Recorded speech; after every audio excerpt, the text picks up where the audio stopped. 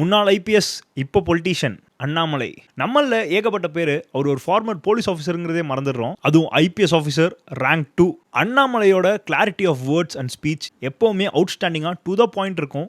Enforcement and prohibition விங்னா என்ன, சட்டம் ஒழுங்குனா என்ன, இன்டெலிஜென்ஸ் ஐஎஸ்னா என்ன, எஸ்பிசிஐடினா என்ன, சிபிசிஐடினா என்ன, ஒரு ஹெட் ஆஃப் ஃபோர்ஸ் டிஜிபியோட ரோல் என்ன, ஒரு ஐஜி இன்டெலிஜென்ஸோட ரோல் என்ன, ஒரு ஏடிஜிபியோட ரோல் என்ன, இது எல்லாமே புட்டு வைப்பார் அண்ணாமலை. இது எல்லாமே தெரிஞ்சுக்கிறது ரொம்ப இம்பார்ட்டன்ட் ஒரு ஸ்டேட்டோட வெல்ஃபேருக்கு.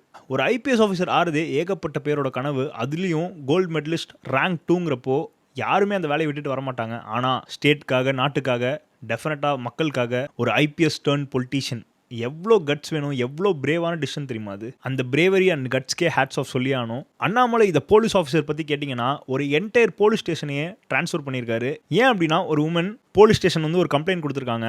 அதுக்கு ஒழுங்காக ரெஸ்பாண்ட் பண்ணாமல் வாங்காமல் இருந்திருக்காங்க அந்த போலீஸ் ஸ்டேஷனில் இருக்கிற ஆட்கள். அதனால கோவம் அடைஞ்சு போலீஸ் ஸ்டேஷன் தான் மக்களுக்கு பாதுகாப்பு, ஆனால் இங்கேயே அவங்களை நீங்கள் இப்படி ஃபீல் பண்ண வச்சிங்கன்னா போலீஸ் ஸ்டேஷன் எதுக்கு இருக்குது அப்படின்னு சொல்லிட்டு மொத்த போலீஸ் ஸ்டேஷனையும் ட்ரான்ஸ்ஃபர் பண்ணார். அதே மாதிரி மொராக்கோ போய் ஒரு அக்யூஸ்ட்டை பிடிச்சாரு. பனஞ்சி ராஜாங்கிற ஒரு அக்யூஸ்ட்டை மொராக்கோ போய் அண்ணாமலையோட தலைமையில் பிடிச்சிட்டு வந்தார். ஈவன் இப்போ நடந்த அந்த கரூர் விஜய் விஷயத்துலையுமே அவர் நினச்சிருந்தா டிஎம்கே மாதிரி விஜய் போட்டு கிளின்னு கிழிச்சிருக்கலாம். ஆனால் அவரோட மெச்சூரிட்டி அண்ட் லீடர்ஷிப் அங்கே தான் தெரியுது.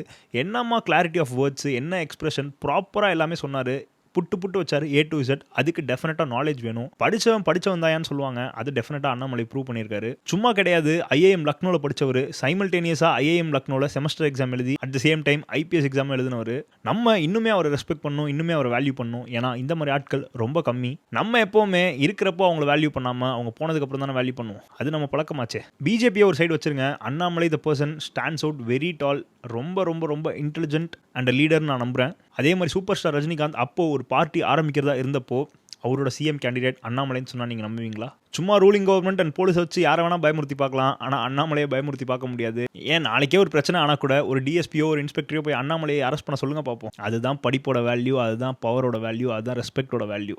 அண்ணாமலை ஐபிஎஸ்ங்கிறத யாரும் மறந்துடக்கூடாது. ஸோ உங்களுக்கு அண்ணாமலை பிடிக்கணும், மறக்காம இந்த வீடியோவில் கமெண்ட் பண்ணுங்கள். அப்படியே அண்ணாமலை பிடிச்ச உங்கள் ஃப்ரெண்டுக்கு மறக்காம இந்த வீடியோ ஷேர் பண்ணுங்கள். தேங்க்யூ.